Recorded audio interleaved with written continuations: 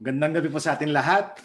Ako po si AJ, kasama ko si Faye sa akin tabi.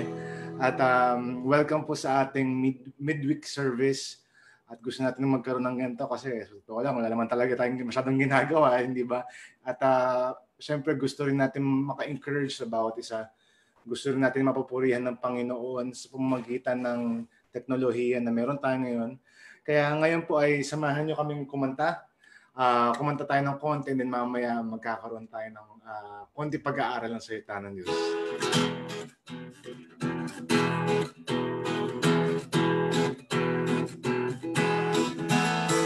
Give thanks to the Lord, our God and King. His love endures forever. For He is good, He is above all things. His love endures forever. Sing praise,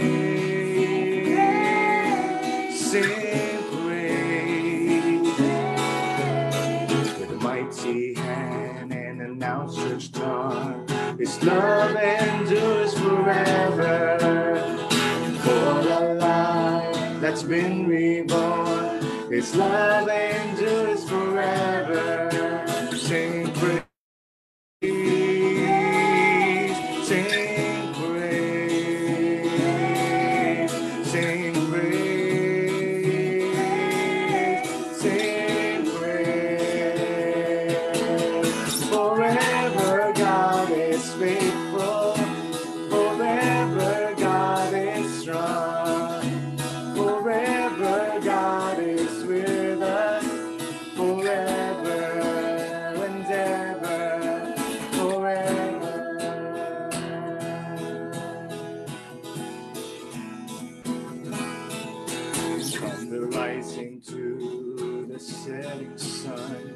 Love endures forever. By the grace of God, we will carry on. His love endures forever. Sing praise, sing praise, sing praise, sing praise. Forever God is faithful, forever God is strong, forever God is with us, forever. Forever God is faithful, forever God is faithful, forever God is strong, forever God is with us, forever.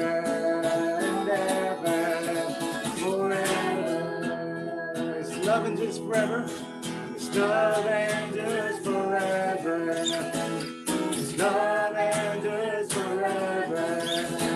His love endures. Sing praise. Sing praise. Sing praise. Sing praise. Sing praise. Forever God is faithful, forever God is strong, forever God is with us, forever. And forever you are faithful, forever you are faithful, forever you are strong, forever you are with us, forever.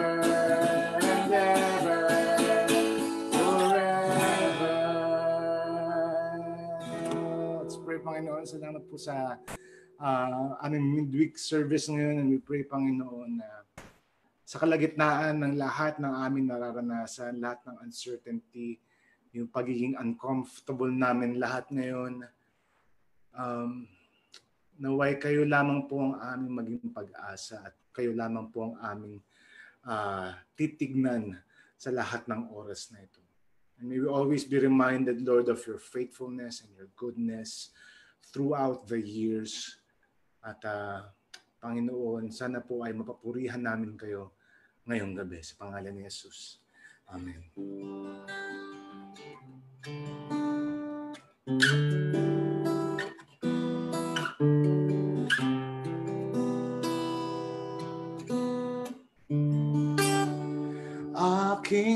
nakita at nalasap ang wagas na kabutihan niya. Tinutulungan niya mga nagdurusa, di niya kailanman binibigo ang mga wala ng pag-asa. Mga pangako niya ay di nagmamanil. Ako ay nananalig sa Kanya. Tanging Siya ang aking Diyos Ama.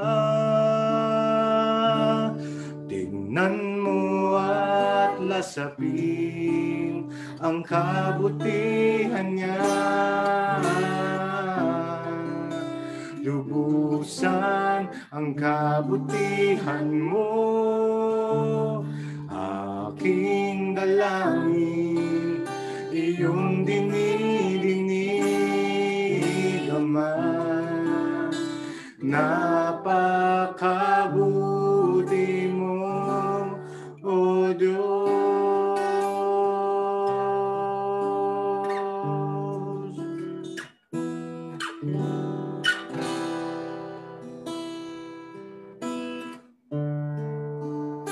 Aking nakita at nalasap ang wagas na kabutihan niya. Tinutulungan niya mga nagdurusa, di niya kailanman binibigo ang mga wala ng pag-asa. Mga pangako niya ay di nagmamanil. Ako ay nananalig sa Kanya. Tanging Siya ang aking Diyos Ama. Tingnan mo at lasapin ang kabutihan niya. Lubusan ang kabutihan mo, aking dalangin, iyong dinidinig, Ama.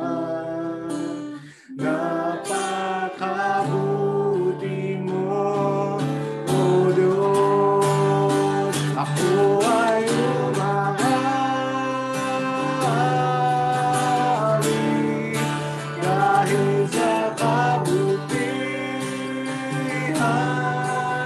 mo. Ako ay nagpupuri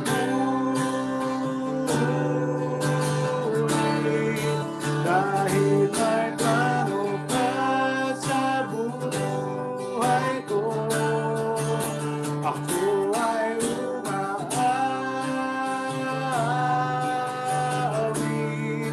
dahil sa kabutihan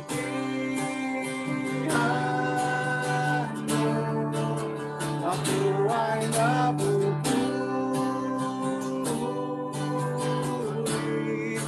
dahil may plano ka sa buhay ko.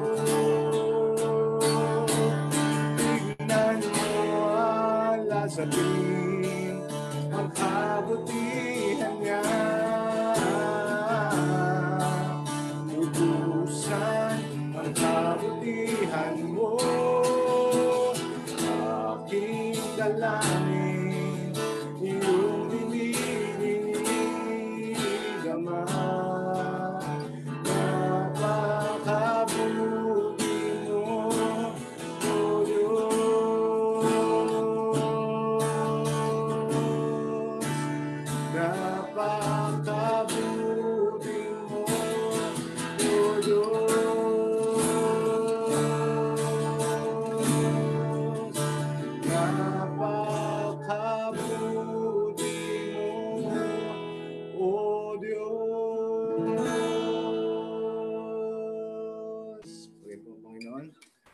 Pastor BJ?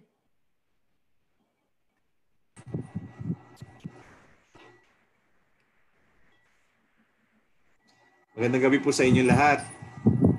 Kumusta po tayo ngayon? Kumusta po ang ating mga pamilya? At kumusta po ang araw natin? Siguro po kung pare-pareho po tayo na experience, aminin po natin, kahit paano meron po tayong takot, meron po tayong worry, meron tayong pagpanik, at yung iba siguro sa atin, meron ding kapaguran. Hindi ko alam kung physical or emotional or spiritual. Pero kung tayo po ay nasa Las Piñas, sa Cavite, o nasaan man tayo naroroon, lahat po tayo nasa isang challenging time. Sama-sama po tayo nakakaranas nito.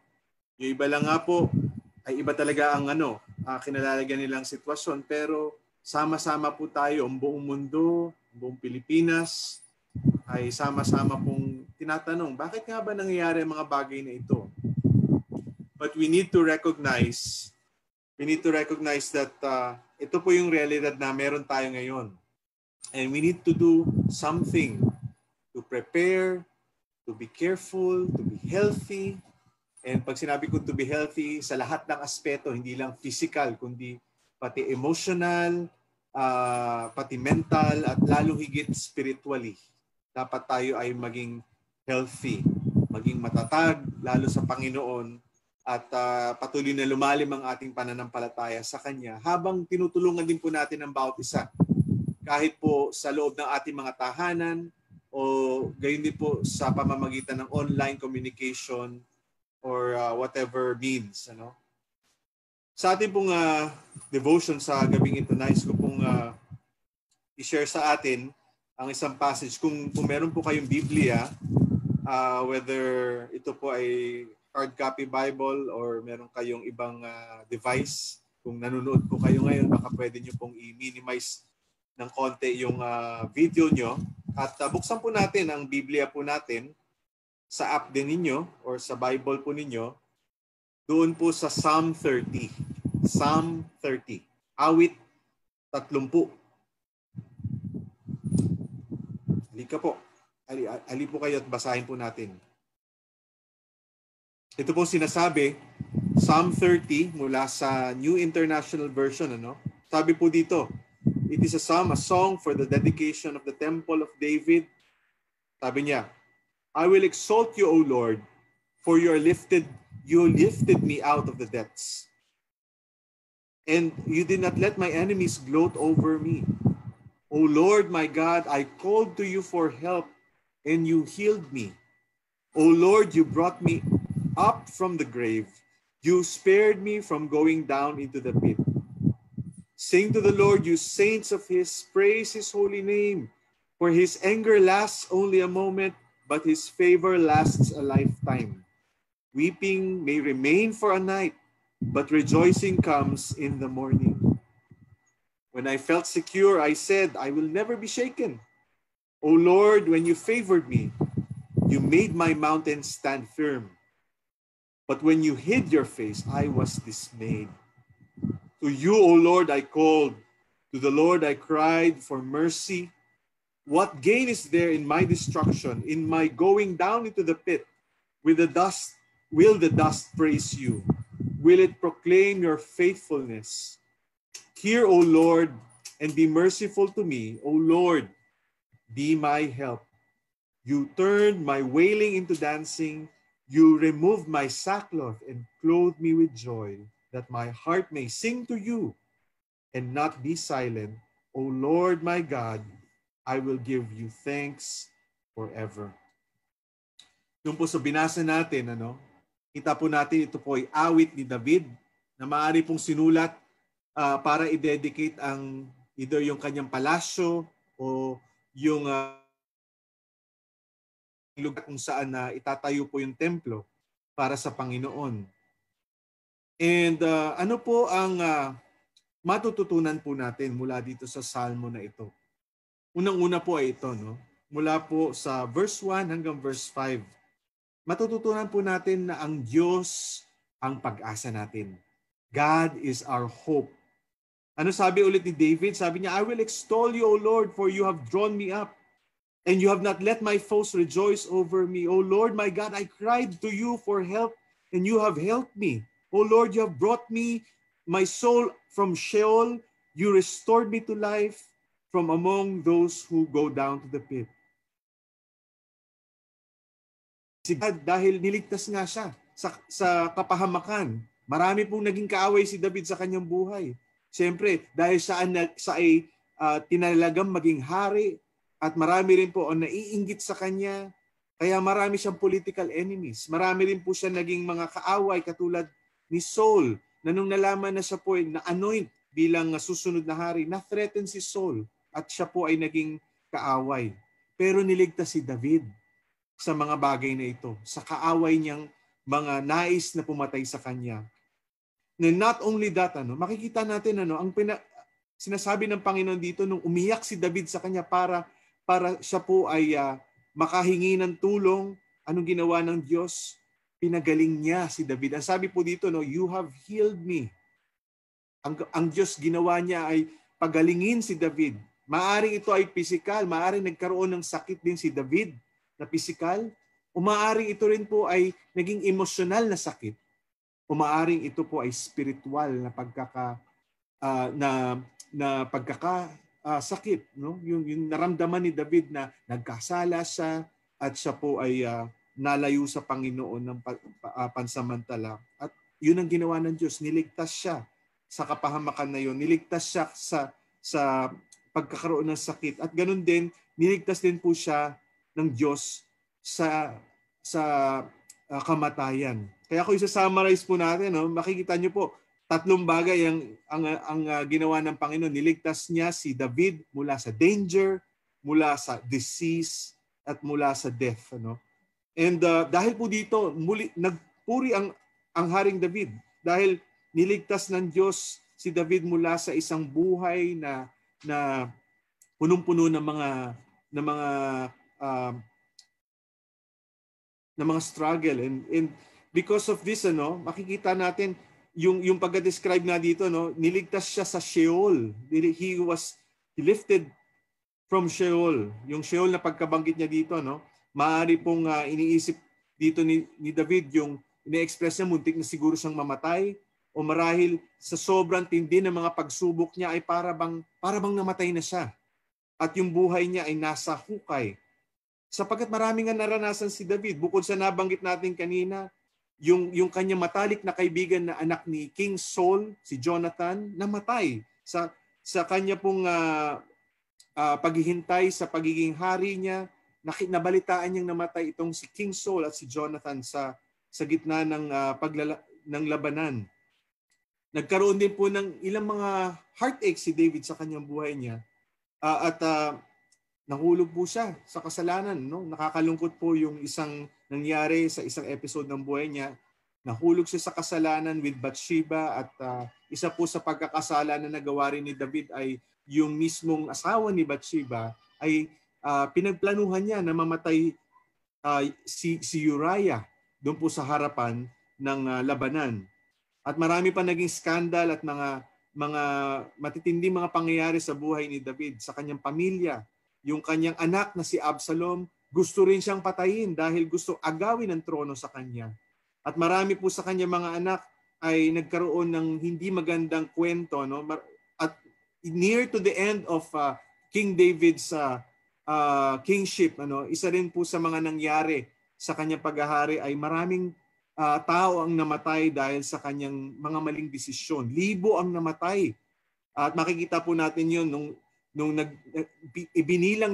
nagbilang si David, pinabilang niya yung lahat ng mga sundalo na nasa ilalim niya. Makikita natin sa 2 Samuel 24, yung pong pangyayaring yun. At nakakalungkot yung mga pangyayaring ito sa buhay ni David.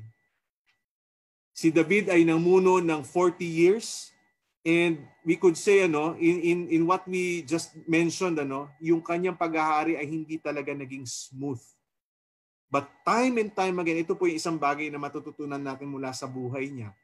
Bagamat hindi naging maayos ang lahat, hindi naging super smooth yung kanyang yung bawat episode ng kanyang paghahari.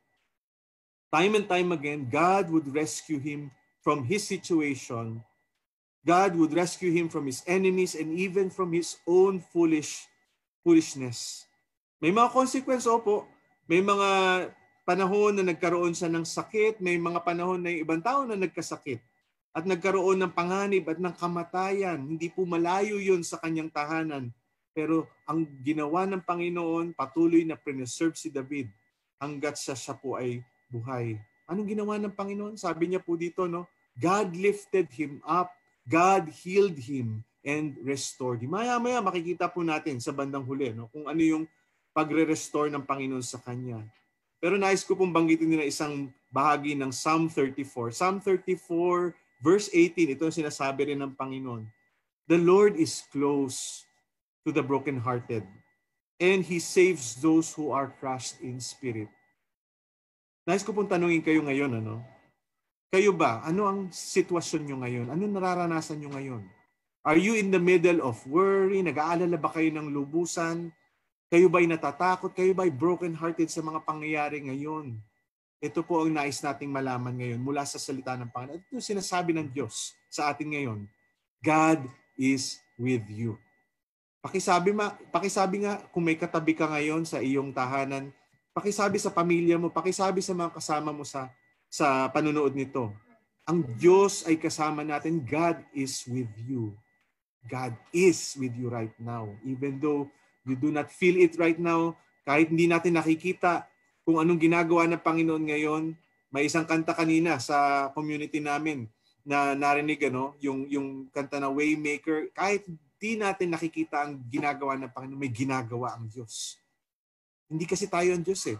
Pero siya ang Diyos at siya ang may control sa lahat ng bagay nito. And if there is anything worth remembering right now, it is that you can call upon God. Pwede mong tawagin ng Diyos. Hindi mo kailangan maranasan ang pag-iisa sa oras na ito. Pwede kang lumapit sa Kanya. And maybe, itong problema siguro ng ibang nanunood sa atin ngayon, maybe hindi mo na-experience yung presence ng Panginoon dahil nilayo mo rin yung buhay mo sa Kanya. Namuhay ka ng malayo sa Kanya. But maybe now it is time that God is speaking in your life to put your faith in Him. Na manampalataya ka sa Kanya, na buo mong pagtiwalaan ang Diyos ngayon. Pwede mo maranasan yung ganap na pagsama ng Diyos sa buhay mo ngayon. Kung aaminin mo na nagkamali ka, na namuhay ka ng hiwalay sa Diyos for a long time, at kung magpapakumbaba ka at sasabihin mo sa Kanya, Panginoon, patawad po. Patawarin mo ako dahil inisip ko kaya ko mabuhay nang wala ka. No? Magtiwala ka na lubusan sa Kanya, sabihin mo sa Kanya, Panginoon, ngayon po, ngayon may takot ako sa buhay ko, may takot ako sa kalusugan ko, may takot ako sa mga nangyayari sa paligid ko. Ba't di mo sabihin sa Kanya ngayon, Panginoon, gusto kong ikaw ang maghari sa buhay ko ngayon. Pwede bang pumasok ka sa buhay ko at iligtas mo ko sa pagkakasala ko, sa pag-iisip ko na ako ay pwede mabuhay ng hiwalay sa iyo. At sabihin mo sa Kanya, Panginoon, simula ngayon ikaw ang maghari sa buhay ko. Baguhin niyo po ang buhay ko ayon sa nais ko. Pwede mo bang gawin yan ngayon? Magtiwala ka sa Panginoon. Sabihin mo sa Kanya, Panginoon, nais ko po na magtiwala ng lubusan sa iyo. Kaya sa oras na ito, nais kong bigyan niyo ko ng kaligtasan ninyo. Iligtas ninyo ako sa pagkakasala ko, sa pagkakahiwalay ko sa inyo. At pumasok ka sa buhay ko, maghari ka sa buhay ko, umupo ka sa trono ng buhay ko. At simula ngayon, kayo na ang manguna, kayo na ang patuloy na magbigay sa akin ng layunin sa buhay na ito. Baguhin niyo ako, Panginoon, ayon sa nais niyo. Ito po nakakatuwa, no? Kapag nagtiwala tayo ng lubusan sa Panginoong Hesus, pwede po natin talaga siyang maranasan ng buong buo sa buhay natin, yung Kanyang presensya sa buhay natin. Pwede natin tawagin ang Diyos bilang Ama natin. Ano sabi ni David sa verse 4 to verse 5? Ano? Sabi dito, sing praises to the Lord, O you, His saints. Sino po yung saints na yon? Hindi po ito yung mga taong namatay na ginawang santo. Hindi po. Ito yung mga nananampalataya sa Diyos ng buong buo. Sila po yung mga nagtiwala kay Kristo Jesus para sila po ay maligtas. Ano sabi? His saints will sing praise and give thanks to His holy name. No? And then verse 5 sabi niya, for His anger is but for a moment and His favor is for a lifetime. Weeping may tarry for the night, but joy comes in the morning. Itong strong contrast gives us the most worshipful statements in the Bible. You know, kahit sa gitna ng krisis na nararanasan po natin sa bansa natin, sa buong mundo, we can glorify God continuously. We can praise Him even through difficult times like this. And you know what? Sometimes inaalaw niya po yung mga bagay na ito. Pero sabi nga po dito, no, weeping is for the night, but joy comes in the morning. Hindi natin alam kung gaano katagal ito. Hindi natin alam kung kailan darating yung umaga, pero darating po yun.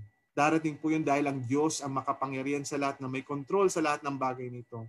He allows these times lang to happen in life so that we could realize that He is a great big God who also has a great big plan, and His perfect plan stands forever. Para kay David, yung kanyang umaga ay dumating pagkatapos ng masakit na mga pangyayari sa buhay niya. Pagkatapos ng suffering, pagkatapos ng kadiliman sa buhay niya. At nung dumating yung umagang yon, pwede rin natin sabihin, kahit sa buhay natin ngayon, each morning we can say, God has a new day for us. And God's special help will arrive on a day-to-day basis. Ang kailangan, ang hinihiling ng Diyos para sa atin ay patuloy na magtiwala sa Kanya, sa kung paano siya kikilos sa mga pangyayaring ito, paano siya kikilos sa pamamagitan ng mga leaders natin, whether sa national, local, or sa barangay level, kung paano siya kikilos sa pamamagitan ng mga doktor at mga nurse na nangangalaga sa mga pasyente ngayon. And God can change tears into gladness. He can transform sorrow into joy. In that process, tinatransform niya rin po tayo para maging mas napagtiwala sa Kanya. Yun pong pangalawa na gusto ko i-share sa atin. Hindi lamang po na ang Diyos ang ating pag-asa, kundi ang ginagawa rin ng Diyos, binabago niya tayo sa gitna ng ating paghihirap. God transforms us as we continue to trust Him. He transforms us even in the midst of these trials. Ano sabi po ni David sa verse 6 hanggang verse 10? Sabi niya, as for me, I said in my prosperity. Sabi niya, I shall never be moved. Nagmayabang si David. But by your favor, O Lord, verse 7, you made my mountain stand strong. You hid your face, and I was dismayed. Dahil nagyabang si David, tinago ng Panginoon ang kanyang favor sa kanya. But then verse 8, he says, to you, O Lord, I cry, and to the Lord I plead for mercy. What profit is there in my death if I go to the pit? Will the dust praise you? Will it tell of your faithfulness? Hear, O Lord, and be merciful to me. O Lord, be my helper. And maybe this is the cry of your heart right now. No? Si David, naranasan niya yung height of success. He became proud until God was silent for a time, na-realize na lahat ng success niya were only possible because of God. Di ba kung minsan may tendency tayo, no? Pagka naging successful tayo, pagka binigay ng Diyos, yung lahat ng pinagpe-pray natin, hinakalimutan natin siya. Sinasabi natin kung minsan, no, gina-justify natin, hindi naman ako nakakalimot sa Diyos eh. Pero usually ang ating attitude sa Panginoon, dinadagdag lang natin ang Panginoon sa buhay natin. Isa lang siya sa mga option natin na tatakbuhan. Kapag ka may problema, saka lang natin sa tatawagan. Kapag ka merong sakuna, saka lang po tayo nakakaalala. Paano kaya kung lagi may sakuna? Doon tayo nakakaalala. Wag naman sana, no? Pero alam ng Diyos, no? Kung anong gagawin niya. Kaya imbis na hintayin pa natin na laging may sakuna, lagi tayong lumapit sa Kanya araw-araw. Kung maaari, oras-oras. Sa isip natin pwede tayong manalangin. Sa isip natin pwede tayong kumausap sa Kanya. Kasi kung minsan ito nangyayari sa atin, we develop what we call yung entitlement mentality. Sinasabi natin, deserve ko naman yung blessing ng Panginoon kasi mabait ako. Kasi pinagtrabahuhan ko. God is blessing me because I was faithful to Him. But we forget that God's blessing is actually unconditional. Kung mabuti siya, darating ang pagpapala sa iyo. Hindi dahil sa kabutihan natin, kundi dahil sa kabutihan niya. Kaya tayo pwedeng pagpalain niya. Maaaring nandun yung pagsunod natin, at pinagpapala niya yung pagsunod natin, pero ultimately, God favors us because of His goodness, not because of our goodness. And these are times when God is, there are times when God is silent sa sitwasyon natin, when we feel na hindi niya sinasagot yung panalangin natin, it is in those times that we can be still confident and have faith in God that He is brewing something beyond our expectation and beyond our ability to produce. In most cases, it is the polishing of our faith and character that He is doing. So we grow as we wait upon Him for His answer. Hindi niya maaring hindi niya sagutin ang ating eksaktong hinihiling sa Kanya. Maaring hindi kaagad, but He fulfills His perfect plan in the big picture. Ano sabi niya sa verse 11? You have turned for me my mourning into dancing. Ginawa mong mula sa pag-iyak, ngayon ako ay maaring sumayaw. So nag-transition si David. Naranasan niya yun. Yung niiyak siya, hinagpis siya. Pero binago na ng Panginoon sitwasyon. Si God din ang kumilos para yung sackcloth niya would turn into gladness. Verse 12, he says that my glory may sing your praise and not be silent. O Lord my God, I give thanks to you forever. Have you ever seen a masterpiece sa beginning stages? Di ba pagka ang isang artist gumagawa ng isang masterpiece, painting, sculpture, o kahit mga architect na gumagawa ng bahay, hindi mo nakikita yung kagandahan sa una. Pero pagka natapos na, magpapasalamat ka, uy, ang ganda ng ginawa mo. No, mamamangha ka sa kinalalabasan. And you know what? This situation that we are in right now, it may be difficult during these first few days or maybe weeks, but God gives assurance that He is producing something beautiful one step at a time. We need to trust Him. We need to trust Him. And we could never experience the blessings of today, no? If God did not allow us to go through the pains of yesterday. Maaring ngayon din, painful na ngayon. Pero maaring pagkatapos nito, we will experience God's blessings. Because God is still good. God is still on His throne. Dito makikita natin, no?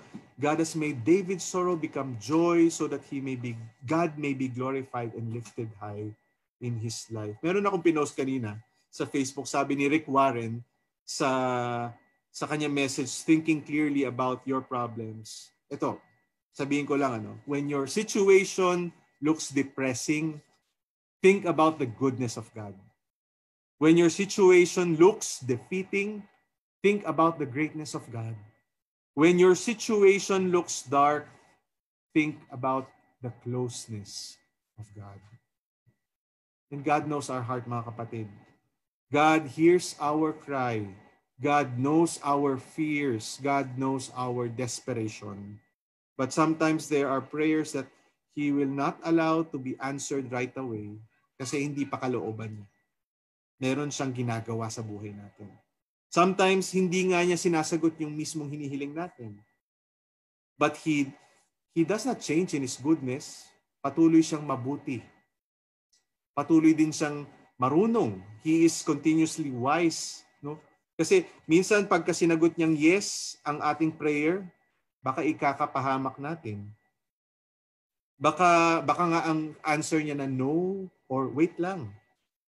Baka yung sagot ng Panginoon na yon ang pinaka-best right now. And ultimately, it is not the blessings or the answered prayers or the heart's desire that we see is given to us. Hindi yun yung pinaka-importante na mangyari sa atin. Ultimately, the best thing that can happen in our life is to find ourselves back to faith in God and back to being in relation with Him. Kaibigan, kapatid, ngayon tinatawag ka ng Panginoon. Ano ba ang ginagawa mo ngayon para mag-respond dun sa tawag niya? Baka naman sinasabi ng Panginoon, for once and for all, magtiwala ka ng buong buo sa buhay mo. Ipagtiwala mo ang buhay mo sa Kanya. At maniwala ka sa Kanya ng buong buo na siya ang tagapagligtas. Siya ang Panginoon at Hari na karapat-dapat na umupo sa trono ng buhay mo. Tumawag ka sa Kanya ngayon. Nariyan lang siya. At gawin mo ng ganap. Turing mo na ito ang buhay na ibinibigay ng Panginoon para sa iyo, para ipamuhay mo para sa Kanya simula ngayon. Tayo po ay manalangin. Panginoon, maraming salamat po sa oras na ito, sa inyong salita. Nawa ito po magbigay ng kalakasan sa bawat isa sa amin at mag-remind sa amin na ang pinaka-importante po talaga ay malaman namin ano nga ang purpose ng lahat ng pangyayari ito. Ang ultimate purpose, Lord, ay ibalik po namin ang aming pagtitiwala sa inyo. At kung wala pa kaming pagtitiwala sa inyo, lubusan na kaming magtiwala, manampalataya sa inyo sa buhay na ito. Salamat, Panginoon. Ito ang aming dalangin sa pangalan ni Jesus. Amen.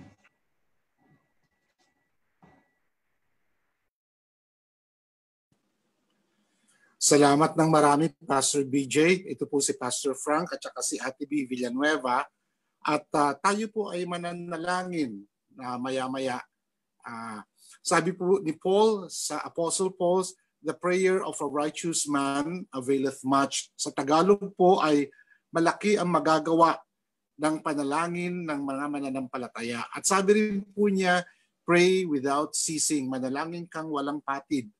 Kaya sa ating pananalangin po ngayong gabing ito ay bagamat binibigay natin palagi itong mga headings na ito sa panalangin, ay ginagawa natin to collectively on a Wednesday evening ngayon, simula po last week hanggang ngayon, at sana po ituloy-tuloy natin gawin hanggat tayo po ay magkaroon na ng kalayaan mula sa community quarantine na ito.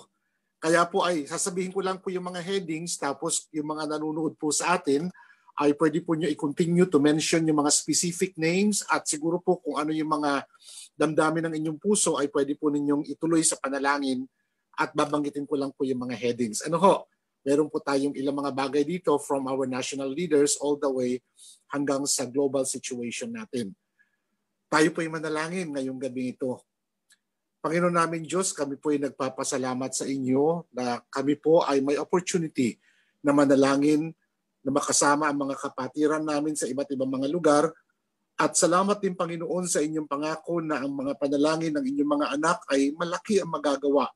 Kuminsan ay parang baliwala, pero nais po namin dumulog sa aming Diyos na makapangyarihan, na walang imposible sa Kanya, na alam niya lahat ng bagay, na hawak niya lahat ng bagay sa mundong ito at pati sa labas. Kaya ngayong gabing ito, Panginoon, kami po ay lumalapit sa inyo bilang mga anak ninyo na may pagpapakumbaba, may paghingi ng tawad, at mayroong pagtitiwala na kayo ang aming Diyos, Ama at Diyos na makapangyarihan. Lord, unang-una po ay nais namin ilapit sa inyo ang aming mga sarili ng paghingi ng kapatawaran, sapagkat kapag kami po ay may mga sala sa puso namin, hindi niyo pakikinggan ang aming mga dalangin. Ito po'y sayang lamang.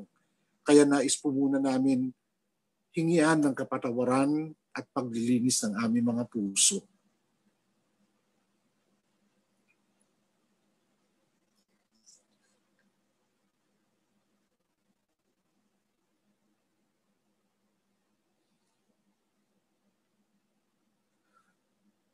Salamat Lord sa inyong pagpapatawad sa aming mga kasalanan. Salamat din sa inyong kasiguraduhan ng pagpapatawad at kalinisan nito, sapagkat kayo po ay namatay na sa krus para bayaran lahat ng aming mga kasalanan. Nais po namin dalhin sa inyo unang-una, Panginoon, ng aming national government, national leaders. Nais po namin itaas sa inyo ang aming presidente sa kanyang pamumuno at pati ang kanyang mga secretaries, lalong-lalo na Lord, ang Secretary Duque, na siya po ang namumuno sa task force na ito, pati ang aming mga Armed Forces of the Philippines, pati ang aming MMDA, Lord, aming itinataas sila sa inyo. Ipanalangin po natin specifically yung mga alam ninyong pwedeng maipanalangin para sa kanila.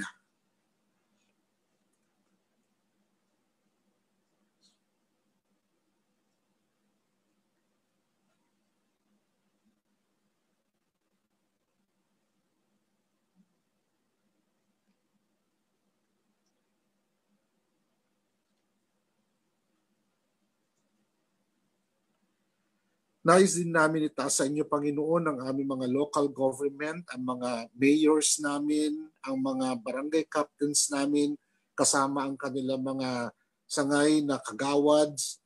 Lord, sila po ay humaharap sa maraming mga desisyon at sila po ay pumupunta sa mga tao at nakikinig sa mga suliranin ng mga tao sa kanilang lugar. Aming itinataas sila sa inyo ngayong gabing ito, Panginoon. Bawat mayor ng aming syudad at kung saan kami naruroon, sila po ay nababahala at gumagalaw at gumagawa ng paraan para makatulong sa kanilang mga tao sa kanilang lugar.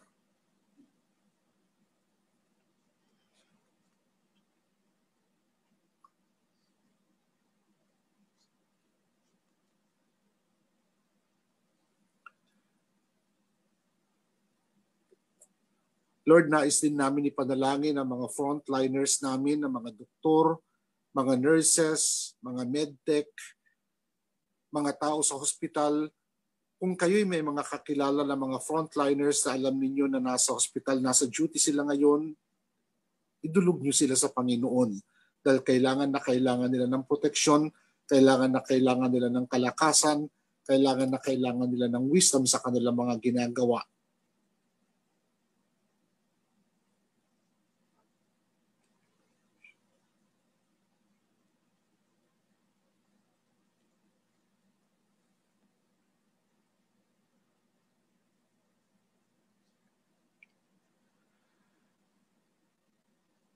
Nais din natin ipanalangin ang mga taong naapektuhan ng community quarantine, lalong-lalo na yung mga manggagawa na daily workers, daily wage earners.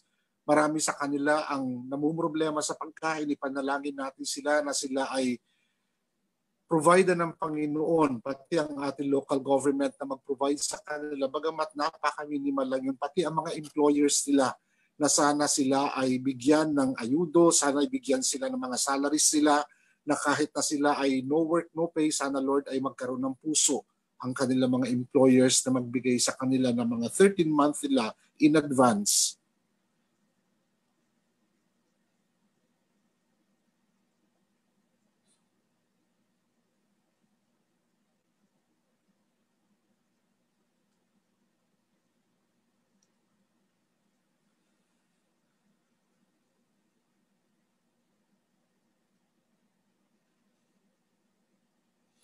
Ipanalangin din natin ang mga meron ng infection ng COVID-19 na sana ay magkaroon sila ng mabilis na recovery. Kung sila may nasa ospital, sana ay bigyan sila ng tamang gamot. Kung sila man ay nasa bahay na nagre-recover, sana alam din nila kung anong gagawin nila. At pati yung mga person under investigation and person under monitoring na sana ay maging malaya sila at klaro sila mula sa infection ng virus. I-lift up natin sila sa Panginoon.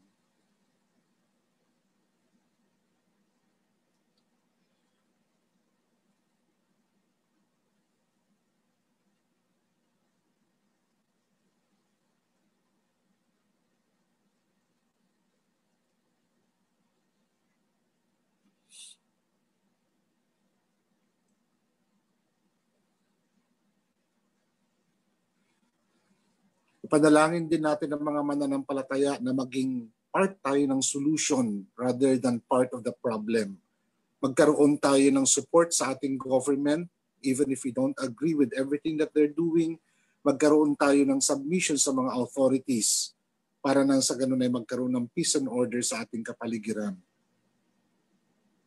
Ipag-pray din natin ang mga hindi nakakakilala sa Panginoon na sana sa pamamagitan nito ay makalabit sila ng Panginoon at magkaroon sila ng pagbalik loob sa Kanya. Ma-realize sila na walang kapangyarihan ng tao. Ang Diyos lamang ang may kapangyarihan nito.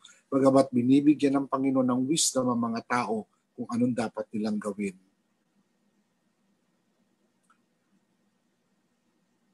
Ipanalangin din natin ang ating global situation, especially yung mga medical researchers, para makita nila kung ano yung tamang vaccines, anong tamang gamot na maibibigay nila sa atin dahil ito ay virus, hindi napapatay ng antibiotics pero meron silang mga vaccines na pwede nilang gamitin at sana ay magamit na yun, ma-discover na nila kaagad at maibigay na sa atin.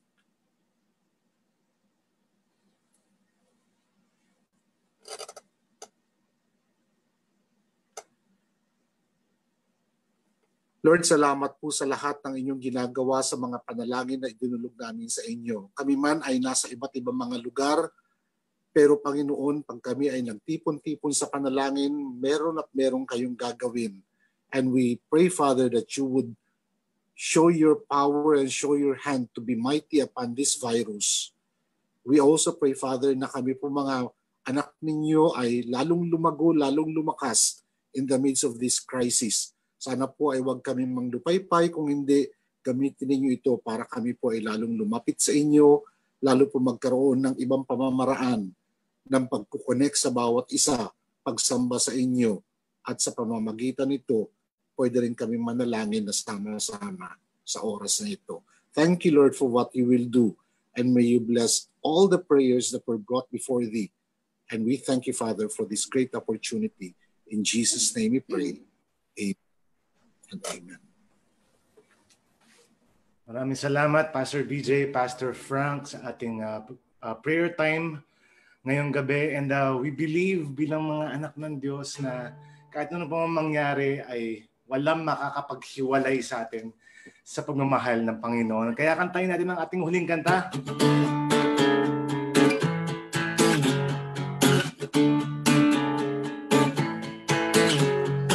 Kaligtasan galing kay Jesucristo, aking napagkanan, nagtiwala ako. Pero minsan pag nagkakasala ako, akala ko'y nawawala kaligtasan ko. Ngunit sabi sa banal na Biblia, buhay na walang hanggan ang alay na. Kaya ngayon ako ay sigurado na natanging sa kanyang kasiguraduhan, pagkat ako ay hawak mo sa wagas na pag-ibig mo. Kahit kamatayan, kahit buhay man, kahit anghel, kahit sino pa man, kahit anong kapangyarihan at hinahanap mong kasalukuyan, pag-ibig mo kailan pa man di magbabago.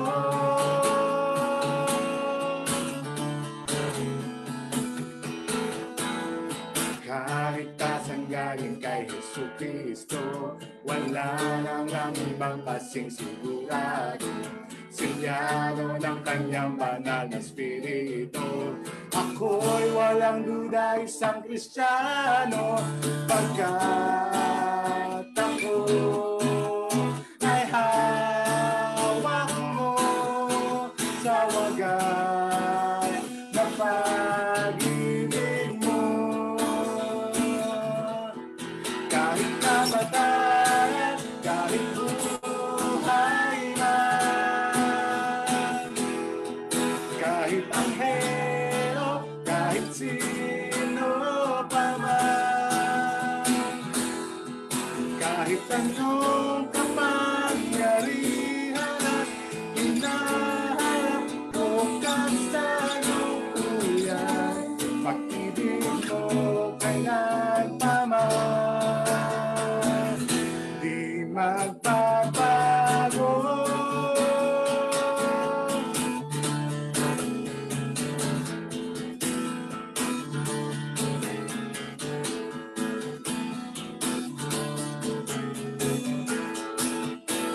Pagkat ako ay hawak mo sa wagas na pag-ibig mo. Kahit kamatayan, kahit buhay man, kahit anghelo, kahit sino pa man, kahit anong kapangyarihan at hinaharap mo kang salukuyan, pag-ibig mo kailan pa man. Kahit kamatayan, kahit buhay man, kahit anghelo, kahit sino pa man, kahit anong kapangyarihan at hinaharap mo kang salukuyan, pag-ibig mo kailan pa man, di magbabago.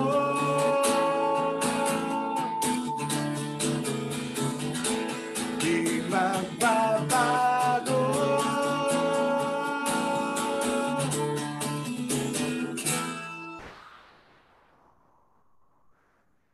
God bless po sa atin lahat, and tune in po kayo dito or i-follow niyo po yung CBC Las Piñas page for announcements to come. Sigurado po dyan ay sa Sunday, magkakaroon po ng Sunday worship service at 10 a.m. Salamat po sa panonood ninyo at sa pagsama niyo sa amin sa pagpuri sa Panginoon. Magandang gabi po at ingat po tayong lahat.